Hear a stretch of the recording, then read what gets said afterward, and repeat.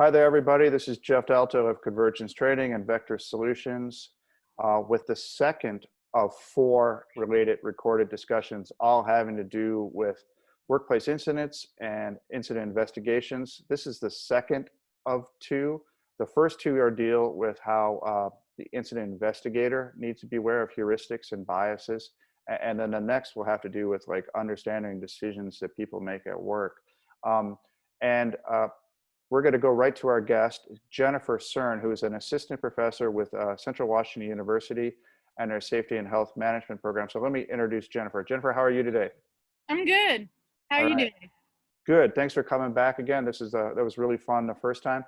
Before we charge into the second discussion here, for people who maybe caught this last week or didn't catch it, can you tell people briefly tell them what we talked about in a previous discussion? Yeah, so last time we just kind of went over the basics of what biases and heuristics are. We talked about some examples of them, in particular, some examples that are particularly problematic within the scope of investigations. All right, great. And let me go to my prepared cheat sheet of questions. So if that's what we just talked about, let's move in to this discussion from the perspective of an incident investigation. And one of the things you talked about, one of these biases is kind of the place we stop investigating. Could you talk to us about the idea of a root cause, as in a root cause analysis, and in general, and or in particular, and maybe discuss this whole idea of causality in general? Sure, yeah. And this is a subject that I find to be touchy sometimes within safety professionals, but I just want people to let this roll around in their head for a little bit, okay? And you don't have to agree with me, but this is the thing, okay? I really love this quote by Sidney Dekker. If you're not familiar with Sidney Dekker, he's kind of one of the foundational people for some of the just culture stuff, like the less blame during accident investigations. He's very prevalent in that arena. And his take on it is that in reality, there really is no such thing as the cause or the primary cause or the root cause, okay? Because it is something that we construct, not find. Okay? And how we construct those causes really depends on the accident model that we believe in. And that's what the majority of my research involves. It's also bias. I do a lot of research with cognitive bias and investigation as well, but I investigate and I do a lot of work on the different methods and models and what the foundations of those models are, and how they can impact the decisions that we make during investigation, right? So I really do think that he's on to something there, that your construct of how accidents occur do play into the way that you construct these causes and the way that the report turns out. Okay, now I am not saying that there's no such thing as cause and effect. I mean, clearly there is, right? We all know in the world that there is cause and effect. You learn as a young child, if you put your hand on something hot, it can burn you. Okay, clearly that is cause and effect. But the reasons that we put onto it and the meaning that we put into these causes, that's something that we construct, and that is an entirely human process. Okay, so it is biased in that regard because it is people putting these pieces of the puzzle together, right? So that is really the issue that I want to make sure that people understand. And that's really what we talk about when we talk about root cause analysis. Well, what root cause? Okay, it is something that you construct. Now, you do need to find what led to the incident, right? Because like we talked about last time, that's how you prevent reoccurrence. So that is a very important process, but you have to understand that that's a word we use, root cause. What does it really mean? Well, it's just one of the things, maybe the largest impacting thing that caused the incident, right? Great. So you kind of led up to my question there nicely. Thank you. So one of the things you said is that this idea of a root cause is a construct. It's something that if I'm an investigator, I create in my own mind and in my understanding. It's not that I don't pick up the couch and find the root cause sitting there. Great. But then also there is, I think, a tendency sometimes to focus on a singular root cause as opposed to looking at a variety of contributors in a system. Is that also fair to say? Absolutely. And that is really part of where this issue comes in, is instead of focusing on finding this one thing, find the patterns and find the things, the underlying issues that led up to this one thing happening, right? And that's why we don't write investigative reports that say, why did he fall off the ladder? Well, because he fell off the ladder. You know, really, that is what caused him to fall off the ladder. Well, his body exited the ladder and a lateral position, you know, but we know that that's not what we're going for, correct? So exactly, we're looking for the underlying causes and things that add up over time, you know, that led to it. So you got to be careful, because a lot of times people stop an investigation too soon when they think they found like the root cause, right? But you oftentimes need to go deeper than that. Of course, you can't go too far too. That's the issue. Sometimes knowing when to stop. Yeah, you know, that's you mentioned that in the first conversation, that sometimes we stop too early, or how far does an investigation go? There's an interesting discussion about this kind of issue that Karsten Bush does, where he's talking about you know, the explosion of Mount Vesuvius and what caused that, and it depends on how far back you want to go. So like, yeah, you know, the fact that I fell from a ladder is the cause of my falling from the ladder. You could give that a different name perhaps, and say it's gravity. You could go back a little further and say, and originally it sounds absurd, but the reason I fell is because I chose to climb the ladder. But Right. maybe that's actually a reasonable point, because maybe there's a some kind, maybe we should eliminate the ladder from the equation. Right. Yeah, cool. So one of the things you mentioned, I think, in the earlier discussion, is that we can actually introduce biases into our own investigations. Can you tell us, give us a few examples of that? Sure. I mean, there's pretty much any decision you make is going to have some sort of a bias on it. You know, I'll tell you that.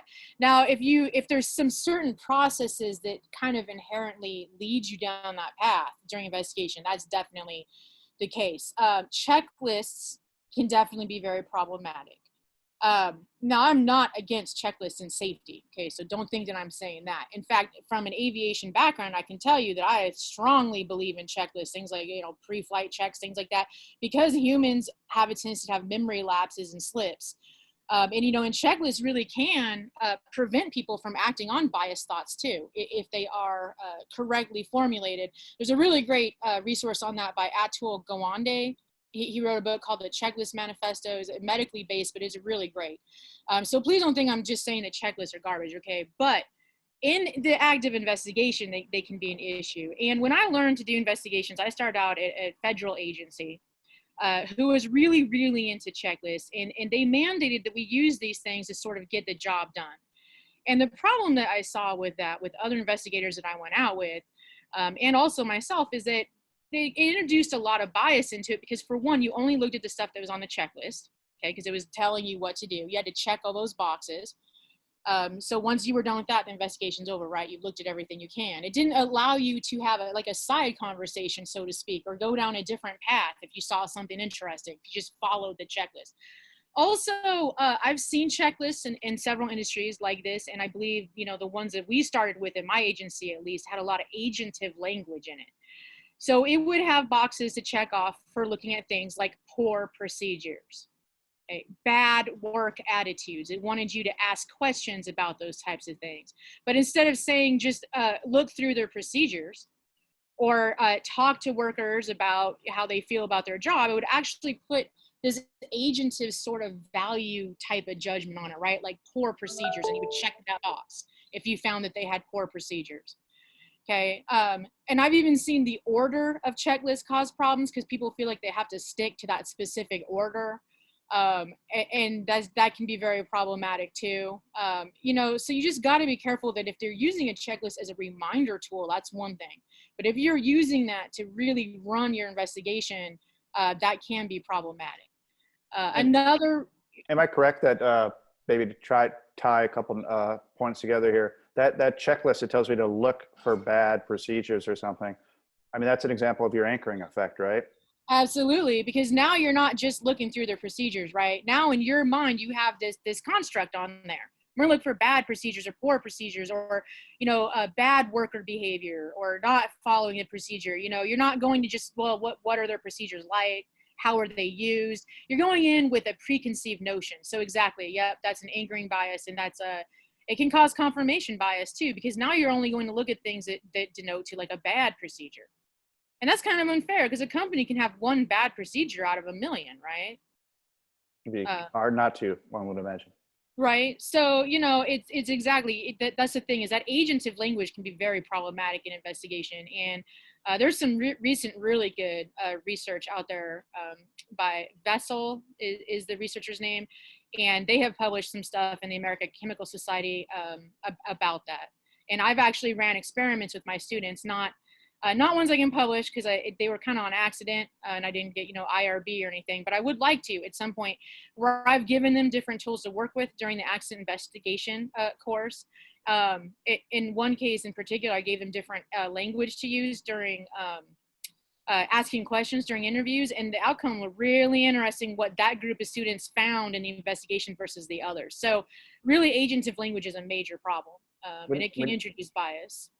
I know you're going to go on to the second one, and I'll let you in a second. But when you said you gave your students a different language, are you talking about like French or Spanish, or are you talking about different English words? Oh yeah, different English words. Okay. So, one was written in a way that was kind of agentive. Like the Okay. interview questions were sort of those leading, blamey questions. Yeah, yeah. And the other group got some questions that were way more open and just allowed the person to talk a little bit more. They were better for a number of reasons, but also they just didn't have things on it like, why did you come to work late? I heard you were drunk. Why were you drunk? Stuff like that. Very agentive.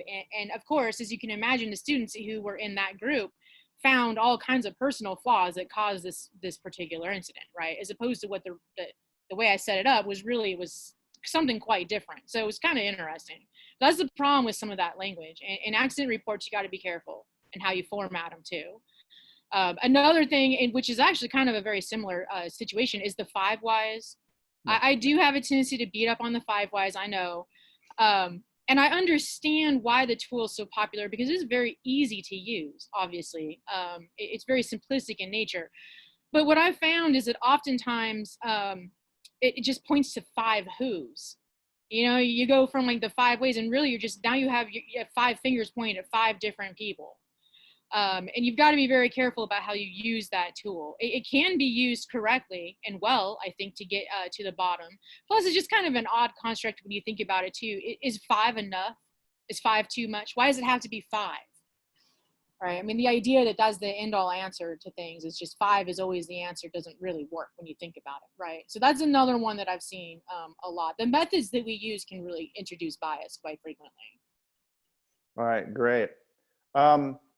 So if we understand what biases are, we understand that, they can lead us astray. We understand how we can actually introduce them in our own investigations. As a safety professional who is good at performing an investigation, presumably we want to like guard against it.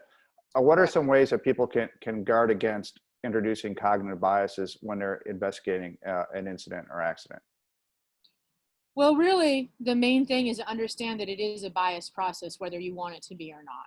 Okay, so I think accepting that is the place to start. Acceptance is always the first step, right?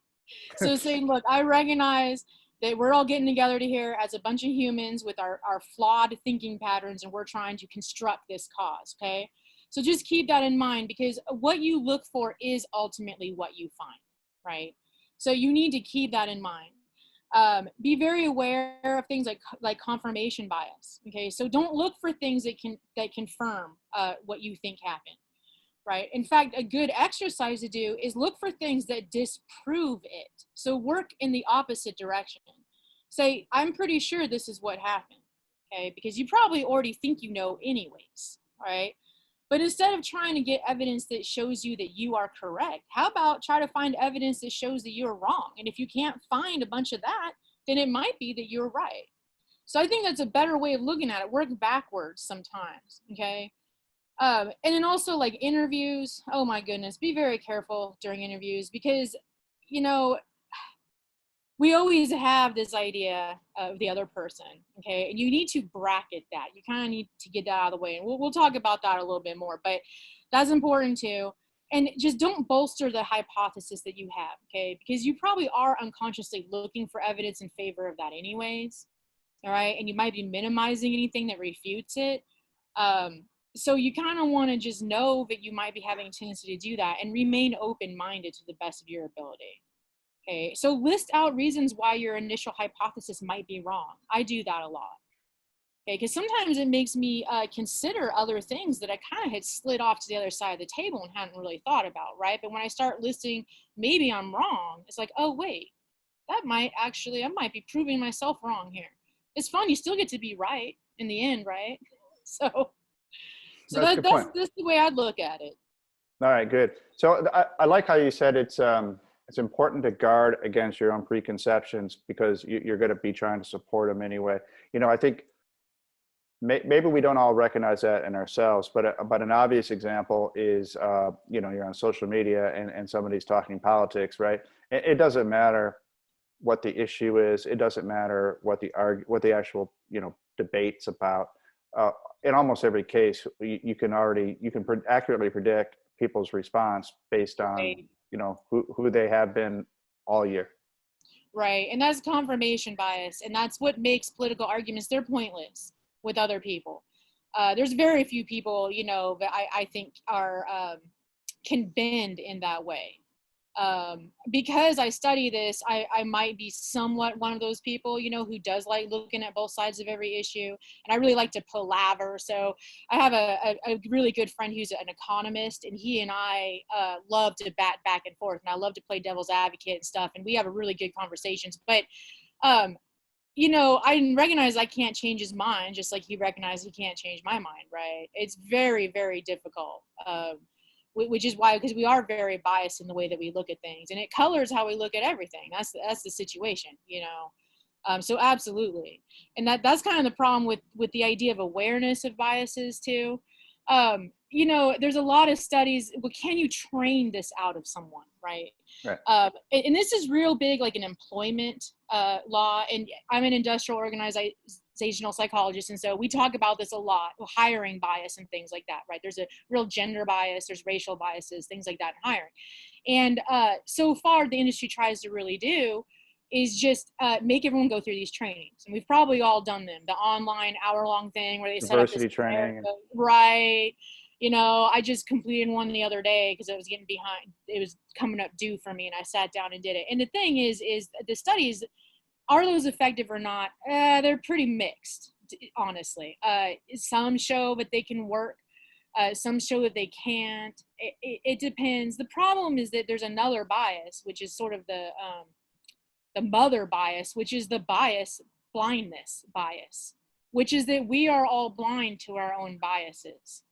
So awareness is only part of the issue, right? Because we have a very hard time recognizing our own bias. And what's interesting about this bias is people with higher IQs are actually more prone to it. There's a lot of studies that have pointed to that.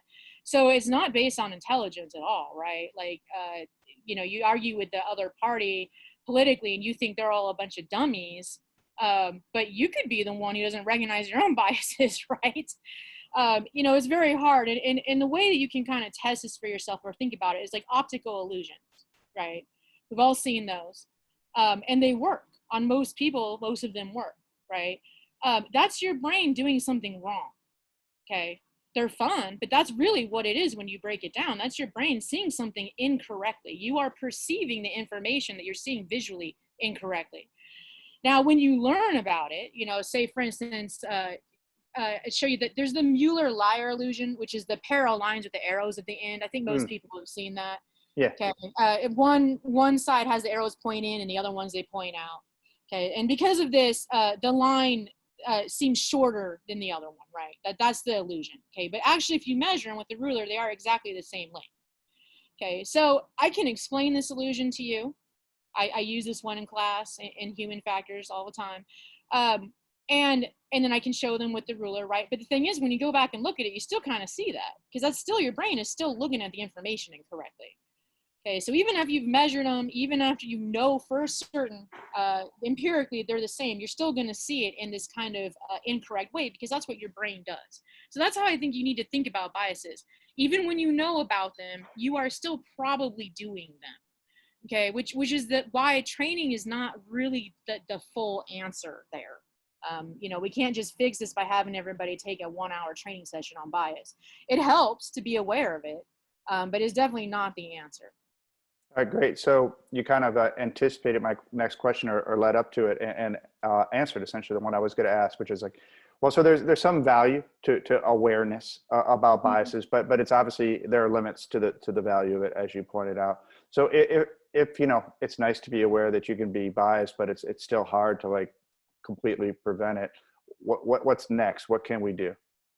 Well, recognize that being aware of it does give you one handy tool, right? And that's where you might be able to identify situations where that are going to be prone to bias that might impact your investigation. So that's good. So at least you have that. Then what you need to do is recognize what situations those are going to be and take measures to prevent as much as you can from that happening. Right, and that's hard. But pre-mortems can work, where you have meetings beforehand, okay, to get the biases that you already have out there. I do a lot of studies that are I have to bracket myself before I interview people. I do that a lot through a journal in a lot of my studies, because I have obviously my own biases and beliefs. And so I have to remove those from the equation. So that's a really good exercise to go through before you go into an investigation. What do you think you already know? Go ahead and write that down. And then just make sure you're not sticking to that plot, right? Okay, so things like that can really help. They can counter that bias. Because sometimes what I do with investigative teams is I say, this is what we think we know, right? Well, let's pretend that that's all wrong. Let's just pretend that we're wrong right off the bat, okay? So we look for things that don't confirm our original conclusions. We look for cases that would disprove it, right? And so that's a really good type of thing. You can also put nudges. There's this notion of nudges, which is change behavior. And sometimes you have to do that to work around bias. Okay, so you have to make making a bias decision so difficult that it can't be done, and that's really hard to do during investigation. Okay, the main thing really is to question your decisions, because remember, we are constructing the cause, right? We're really not finding it. So question those causes that you have constructed. Question them. During interviews, be very cautious how you interpret behavior. This is something I had to learn after years and years of being an investigator. You know, you start out with someone who's real calm when you start talking to them, and then you start asking them about, I don't know, the wheel chalk or whatever it is, okay? And then you notice they start getting fidgety or kind of weird on you. I used to be, and this is very common, instantly now we're on to something now, right? I mentioned wheel chalk and they're getting goofy. Okay, now I know. And then you start pressing harder and harder. What I've learned over the years is ask them, say, it seems like you're getting uncomfortable. Are you okay? You know, what's happening? Because I have found instances where I thought that their blood sugars, they're diabetic, their blood sugars getting low. They got to go to the restroom, you know? It's starting to like, some physical stuff is happening. They're real thirsty, you know, something. It really had nothing to do with the line of questioning I was going down. It was a physical reaction to some uncomfort But they were but feeling. you were looking from a different perspective and not thinking Exactly. about that. Exactly. I wasn't considering, wow, I've had this person in this room for 4 hours and I get to the wheel chalk and suddenly they're being weird. Well, they've been in there for 4 hours without being able to use the restroom. Okay. It's a different situation when you break it down like that. So having that rapport with people when you talk with them, things like that can help them feel comfortable enough to say, hey, can we take a break so I can go to the restroom, right? But you just got to be really careful what you infer with people's behavior in those situations, and the preconceived notions you have when you go in and talk with them too. Okay, so you got to be careful. Bracket your thinking really is what you can do. Okay, allow them a chance to say why they're getting fidgety. May not be what you think. Great. I like that you talked about nudge in the context of nudging the incident investigator to do, you know, the kind of behaviors we're looking for here. And kind of a related issue is sludge, the one where you're making it harder to make the kind of Right. mistakes. Yeah. I'll leave a link to an interesting nudge and sludge framework for people who are interested in learning more about that.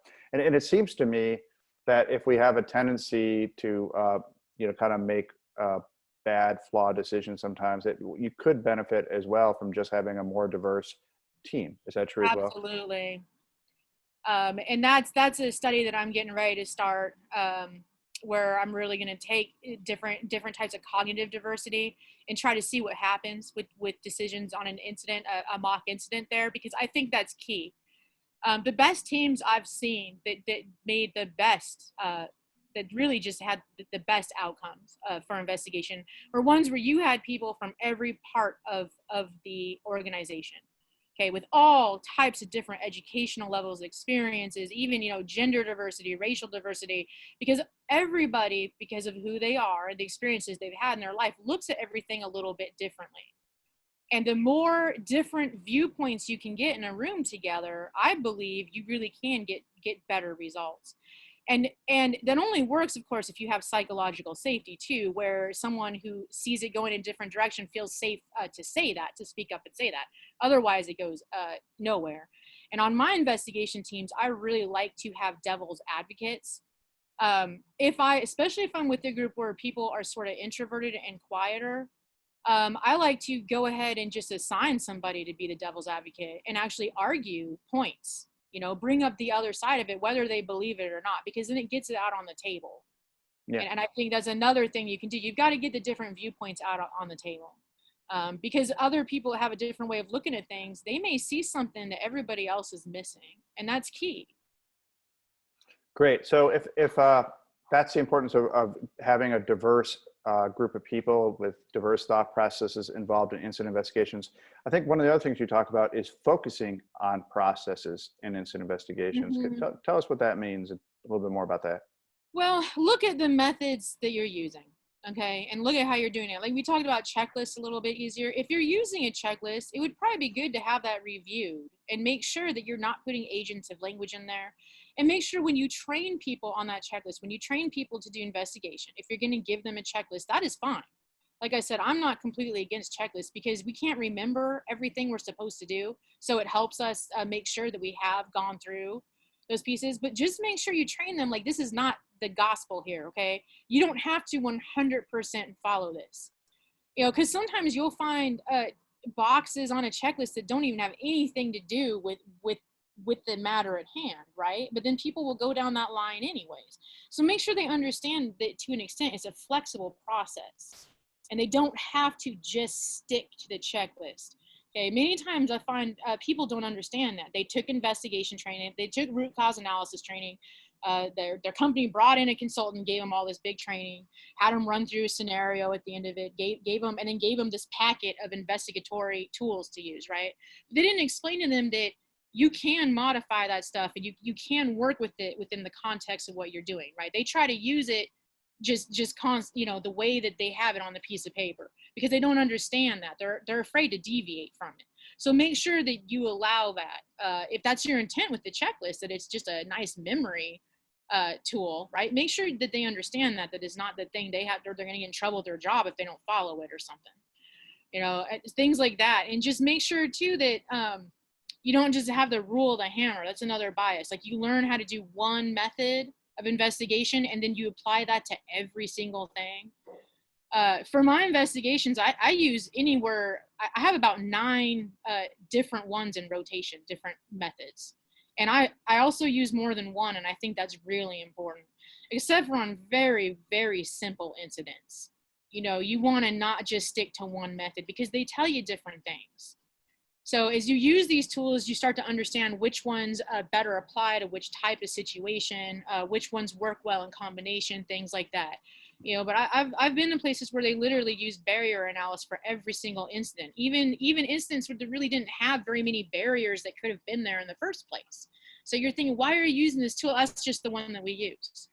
Okay, for everything? Yeah. All right, guy cut his finger in the kitchen and you use the barrier. What did you come up with? And you look at it and you're like, wow, this is not, did you get anything useful out of that? And they're like, no, not really. It's like, I'm not surprised. So you got to be really careful and understanding too, the foundations of the methods that you use. What is the theoretical foundation? Is it a Heinrich based kind of linear model? Is it got the Swiss cheese in there? Like what is it that this method was based off of? And understanding that kind of also does bias the method that you use as well, right? So you want to consider those types of things when you pick how you do this process. And the more diversity you can get in that too, which of course takes training, and you can't, you're not going to apply HVACs like some huge complicated model to a simple thing, right? But you have to understand that is out there. You might apply components of it if you think that it might fit. So I think there's a lot of continuing education in these methods is important. If someone is going to do this for a large amount of their job, sending them to one single class on one method is really not fair. You're not going to get as good at outcomes, and that person is always only going to know how to do that one thing, right? So safety professionals, we need to kind of diversify how we look at this too. I recognize it's hard because it is sometimes a very small piece of somebody's job, which is where learning teams can be really great, having different people come together who've learned different methods, and so they can show each other how to use them, things like that. People from different backgrounds in investigation can be really helpful. So I think just being aware of the fact that you can be biased by the tools you use as well is important to understand. Great. Well, maybe if we're lucky, we'll get you back in the future to talk about some 9 models. For those who were, that'd be great. For those who are listening and maybe not catching all the references, we'll provide links to Heinrich and Swiss cheese and learning teams. Jennifer, for people who are out there listening, any kind of last words of advice or wisdom for them? I would just say, do not be totally discouraged by this information. I have given trainings on this, and I have done talks where I have had people come up to me afterwards, like, well, why even bother then? Like if I can't change my brain, and if this is just if this bias is gonna be biased anyways, and I can't do this better. And I said, no, I did not say you could not do it better. Okay, you can be less wrong, right?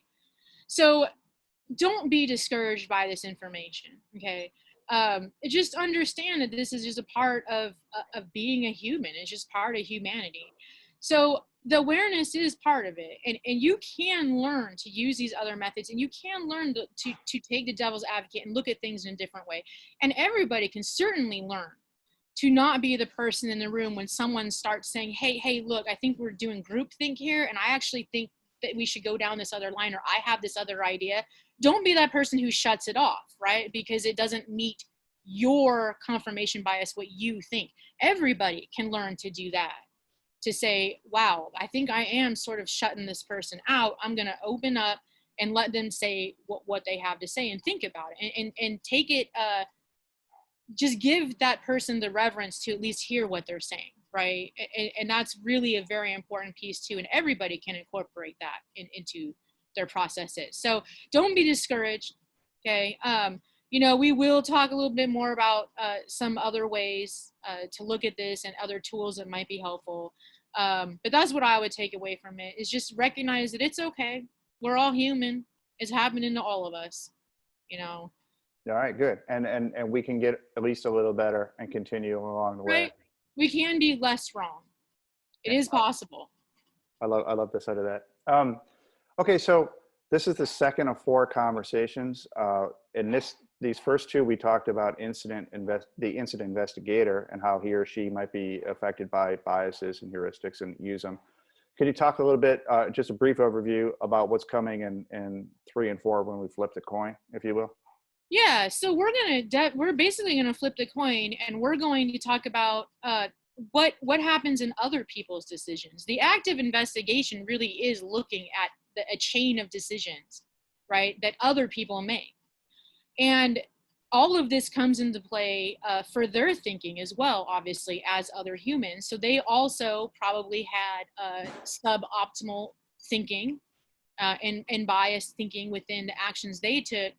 And understanding that and how to look at that really helps prevent that blame situation, right? Where we just blame them for that's that fundamental attribution error, right? We don't want to look at performance influencing factors or things that may have influenced the situation they were in. And, the training, when I give this is a one-day training, I call it it seemed like a good decision at the time, or it seemed like a good idea at the time.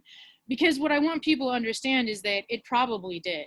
All right. For those people in that context that were in that scenario at the time, they likely did not make a decision on purpose that caused the accident or caused people to get hurt or killed. Right. So you got to look at it from that frame. And we're going to talk about that. We're going to also talk a little bit more about our brains and our cognitive processing and the limitations of that. And I think that's a really important thing to understand, is just honestly how limited we actually are cognitively. It's just an unfortunate part of our condition, and people don't like to consider it. And a lot of people don't realize either. You know, a lot of people don't realize there's a reason we break down phone numbers into 3 pieces. Okay, because trust me, your brain's not as good as you think it is. I hate to tell you. You know, and once you learn to understand and kind of accept that, then you give other people more latitude, right? So that's kind of where we're going with this. All right, good. Sounds great. Look forward to it. I'm sure people out there are looking forward to it as well. Again, this was Jennifer Serne, Assistant Professor with Central Washington University Safety and Health Management Program. Jennifer, that was fascinating. Thank you very much. We look forward to rounds 3 and 4. Absolutely. Thank you. All right, have a good one. You too.